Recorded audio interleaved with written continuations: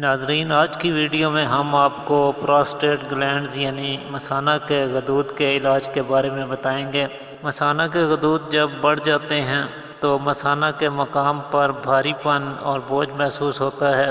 پیشاب پوری طرح مثانہ میں سے خارج نہیں ہو پاتا، لہذا پیشاب تھوڑا تھوڑا بار بار آتا ہے۔ پیشاب کرتے وقت جلن اور درد بھی محسوس ہوتی ہے۔ پیشاب میں سوت کے ریشوں کی طرح رسوب خارج ہوتے ہیں۔ اکثر شدید ورم کے باعث یہ شکایت پیدا ہوتی ہے اور کبھی کبھی ورم میں پیپ بھی پڑ جاتی ہے۔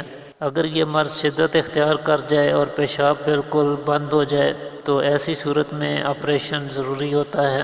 مثانے کے غدود کے لیے گل بنفشہ اور سونف کا قہوہ بہت مفید ثابت ہوتا ہے۔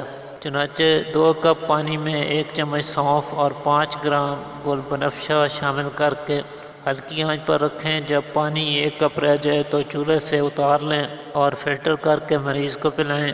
دن میں 3 مرتبہ اس قہوے کو استعمال کریں۔ انشاءاللہ کچھ ہی دنوں میں مثانہ کے غدود کا مسئلہ حل ہو جائے گا۔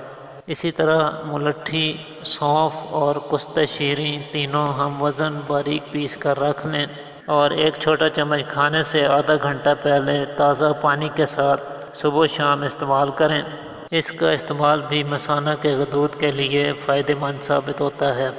اس کے علاوہ ارک مکھو، ارک کاسنی، ارک سونف، شربت بزوری، ہلدی کو دودھ میں ملا کر پینا، جو کا دلیا، ساگودانہ، گنے کا رس، اونٹنی کا دودھ اس بیماری کے لیے مفید چیزیں ہیں۔ کھٹی، ترش اور دیر سے ہضم ہونے والی چیزوں سے پرہیز کریں تو اس بیماری پر قابو پایا جا سکتا ہے۔